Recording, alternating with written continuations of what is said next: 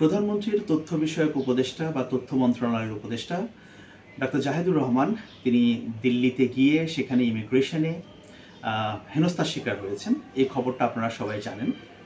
এখন এই পরিস্থিতি কেন তৈরি হলো এটা নিয়ে বাংলাদেশের পররাষ্ট্র মন্ত্রণালয় খোঁজ খবর করছে। ভালো কথা। বাংলাদেশের পররাষ্ট্র মন্ত্রণালয় এরই মধ্যে ভারতের যিনি ভারপ্রাপ্ত হাইকমিশনার আছেন ঢাকায় তাকে ডেকে এই বিষয়টা জানতে চেয়েছেন। এগুলো দিনের ঘটনা বলে আপনারা সবাই জানেন। তার আগে আমরা জেনে নিই যে যখন কোনো মন্ত্রী বা প্রতিমন্ত্রী কোনো সংশ্লিষ্ট দেশে সফর করেন, কোনো দেশে সফর করেন, এটা কিভাবে হয়, বাংলাদেশ গভর্নমেন্টের যে প্রসেসটা এটা কীভাবে ফাংশন করে। দেখুন, জাহিদুর রহমান তিনি ইন্ডিয়াতে যাচ্ছিলেন বা ইন্ডিয়ায় উনি গিয়েছেন ইন্ডিয়ান ওশান রিম অ্যাসোসিয়েশনের একটা কনফারেন্সে যোগ দেওয়ার জন্য। এটা একটা ইন্টার গভর্নমেন্টাল প্যানেল, প্রায় 23টি দেশ এটার সদস্য। এটা একটা ইন্টারন্যাশনাল অর্গানাইজেশন।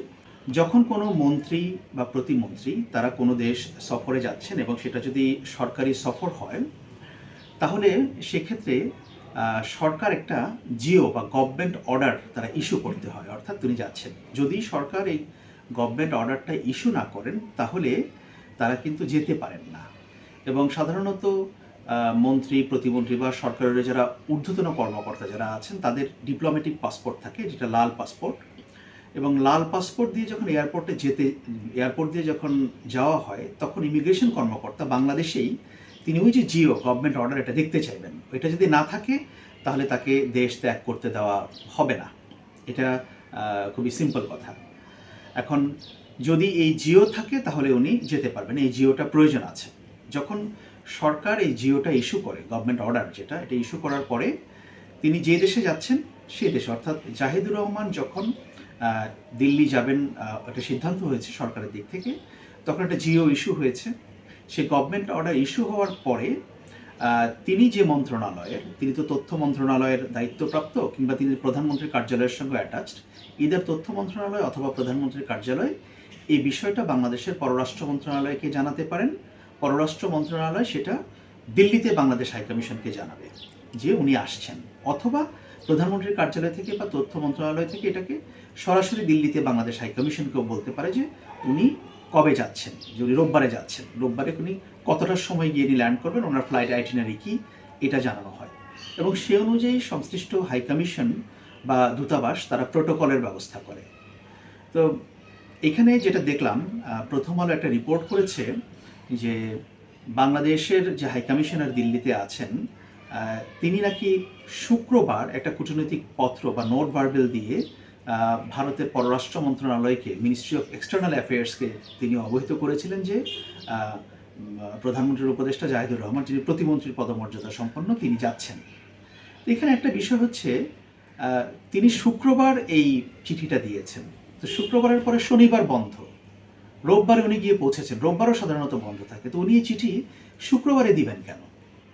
শুক্রবারে দিলে তো এই চিঠির কোনো কার্যকারিতা থাকবে না মাত্র একদিন আগে দিলে। এগুলো জানাতে হয় আরও কয়েকদিন আগে। নিশ্চয়ই যারা ডিপ্লোম্যাট তারা এটা জানেন।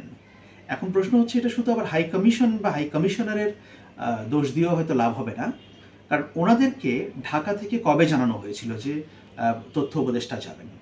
এটা কি ওনাকে বৃহস্পতিবারে জানানো হয়েছিল? তাহলে উনি শুক্রবারে দিয়েছেন, ঠিকই আছে, কিন্তু ওনাকে যদি আরও 7 দিন আগে জানানো হয়ে থাকে যে উনি যাচ্ছেন, তাহলে এরপরও যদি তিনি শুক্রবারে দিয়ে থাকেন, এত দেরি করে চিঠি দিয়ে থাকেন, তাহলে এখানে হাইকমিশনের রেসপন্সিবিলিটি আছে, অবশ্যই আছে। এখন আরেকটা কথা যেটা হচ্ছে যে জাহিদুর রহমান তিনি সবুজ পাসপোর্ট বা অর্ডিনারি পাসপোর্ট তিনি ইউজ করছিলেন, তিনি লাল পাসপোর্ট নেননি। তো সবুজ পাসপোর্টে ওনার একটা সার্ক স্টিকার বা সার্ক ভিসা ছিল। তো সার্ক ভিসা থাকলে তো কোনো সমস্যা নাই, সেটা ইন্ডিয়াতে উনি ঢুকতে পারেন, ঢুকতে পারার কথা। এখন ইন্ডিয়ান বাংলাদেশ হাইকমিশন ভারতীয় পররাষ্ট্র মন্ত্রণালয়কে যে চিঠি দিয়েছে সেই চিঠি অনুযায়ী তাহলে এই অ্যারেঞ্জমেন্টগুলোর করার কথা ছিল যে উনি পৌঁছাচ্ছেন, ওনার প্রোটোকল সেখানে এনশিওর করা, প্রোটোকলটা এনশিওর করবে বাংলাদেশ হাইকমিশন। যেমন আমি লন্ডনে যেটা দেখেছি যে হাইকমিশনের যে একটা একজন প্রোটোকল অ্যাসিস্ট্যান্ট থাকে, তার সঙ্গে একজন কর্মকর্তা যে কোনো উচ্চ পর্যায়ের ভিজিট হলে যখন মন্ত্রী প্রতিমন্ত্রী পদমর্যাদার কেউ যান তাদেরকে রিসিভ করার জন্য ওনারা যেতে পারে হিথ্রো বিমানবন্দর, এবং হিথ্রো বিমানবন্দরে গিয়ে প্লেন থেকে নামার পরে যে বোর্ডিং ব্রিজ পার হলেই ওনারা ওখানে দাঁড়িয়ে থাকেন।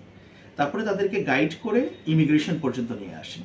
এরপর ইমিগ্রেশনের কাজকর্ম সম্পন্ন হলে তারা চলে আসতে পারেন, কোনো সমস্যা নেই।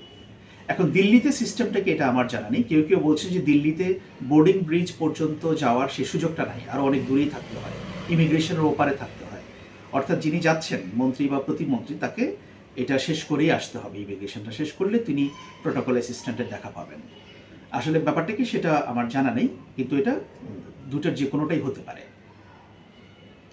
এখন আসা যাক, যদি ওনার সার্ক স্টিকার থেকে থাকে তাহলে তো উনি ঢুকতে পারার কথা, এবং ভারতের পররাষ্ট্র মন্ত্রণালয়কে অবহিত করা হলো, তারা সে অনুযায়ী ব্যবস্থা নেওয়ার কথা।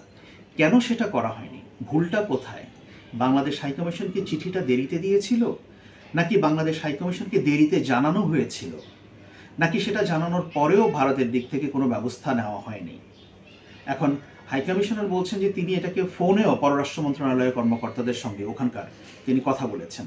এখন এই বিষয়গুলো আসলে এটা পর্যালোচনা করার বিষয় আছে, দেখার বিষয় আছে যে আসলে কি হয়েছে। তবে এখানে আরেকটা বিষয় মনে রাখা ভালো যে জাহিদুর রহমান এই সরকার গঠন করার পর প্রায় 4 মাস পার হয়ে গেল। উনি কেন ডিপ্লোম্যাটিক বা লাল পাসপোর্ট উনি কেন নিলেন না? উনি তো একটা রাষ্ট্রের দায়িত্বে একটা পজিশনে আছেন। উনি তো এখন চাইলে অর্ডিনারি পাসপোর্টে ওনার ভ্রমণ করার কথা না, বা উচিত না।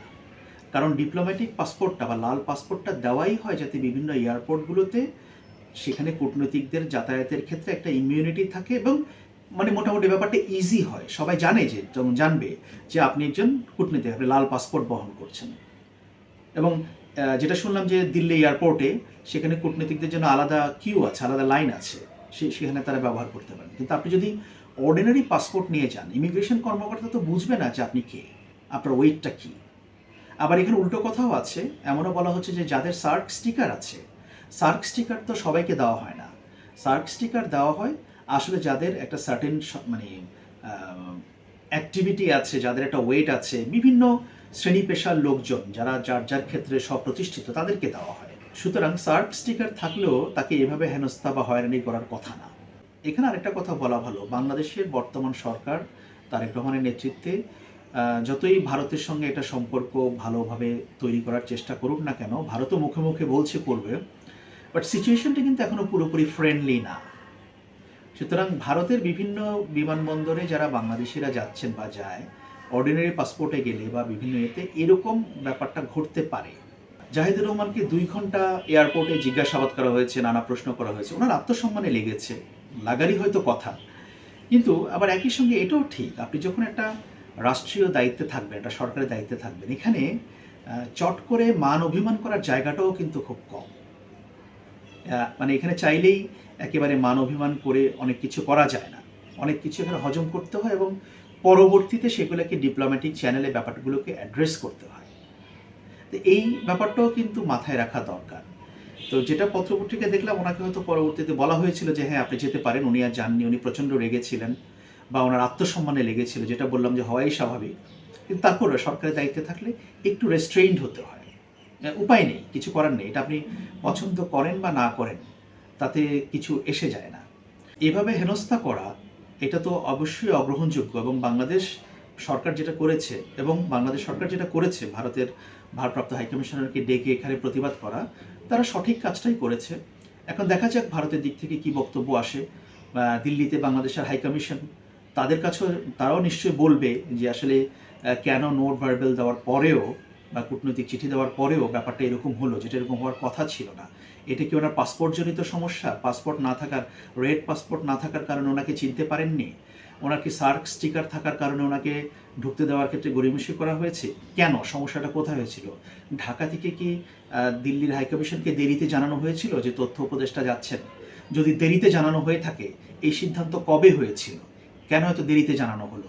আর যদি আগেই জানানো হয়ে থাকে, তাহলে সেক্ষেত্রে যদি হাইকমিশন ভারতের পররাষ্ট্র মন্ত্রণালয়কে বিষয়টি জানাতে দেরি করে, সেটাও দেখার বিষয় আছে। এখন এই সবগুলো বিষয় পর্যালোচনা করে দেখতে হবে। তবে এটা নিয়ে আসলে এই ধরনের ঘটনা ঘটলে যেটা হয়, দুই দেশের কূটনৈতিক সম্পর্ক খুব যে বেশি স্বাভাবিক হবে ব্যাপারটা তা না। নানা ঘটনা ঘটছে। এই যে এখনও পর্যন্ত ভারতের নতুন হাইকমিশনার যিনি বাংলাদেশে এসেছেন, দীনেশ ত্রিবেদী, ওনার যে কথার রেশ, এটাও কিন্তু এখনও কাটেনি। এটা নিয়ে ব্যাপক সমালোচনা হচ্ছে। তখনই আবার এই ঘটনা ঘটল, ও তথ্য উপদেষ্টাকে দিল্লি বিমানবন্দরে হ্যারাস করা। সুতরাং এগুলো দু দেশের সম্পর্কের ক্ষেত্রে খুব একটা হেল্প করবে না, আর সীমান্ত উত্তেজনা তো আছেই। তো সব মিলিয়ে আসলে ব্যাপারটা বাংলাদেশ সরকারের এটা সিরিয়াসলি টেক আপ করা উচিত, এবং আমার ধারণা তারা করেছে এবং করবে। এবং যদি কোনো ল্যাপস থেকে থাকে বাংলাদেশের দিক থেকেও আমলাতান্ত্রিকতার বা অন্য কোনো ব্যাপার, সেটাও বাংলাদেশের অ্যাড্রেস করা উচিত। আর ভারতের দিক থেকে যদি সেরকম কিছু থেকে থাকে, তাহলে বাংলাদেশ সরকার এটাকে আরও শক্তভাবে ভারতকে এটা কনভে করা উচিত যে এরকম হলে তো এটা খুব কঠিন হয়ে যাবে সম্পর্ককে উন্নত করার ক্ষেত্রে বা আরও ভালো জায়গায় নিয়ে যাওয়ার ক্ষেত্রে।